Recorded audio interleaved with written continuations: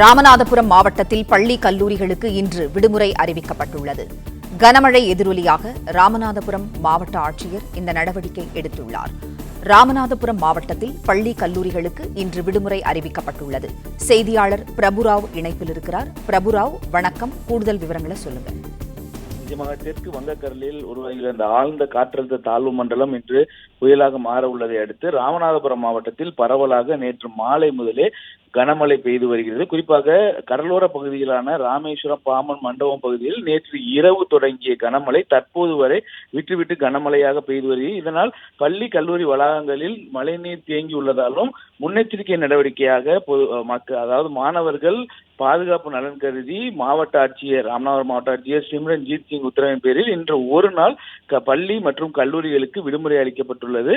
இதனையடுத்து இந்த அறிவிப்பானது சம்பந்தப்பட்ட பள்ளி கல்வித்துறை சார்பில் அனைத்து மாணவர்களுக்கும் உடனடியாக சென்று சேரும் அளவில் அந்தந்த பள்ளி மற்றும் கல்லூரிகளுக்கு அளிக்கப்பட்டுள்ளது.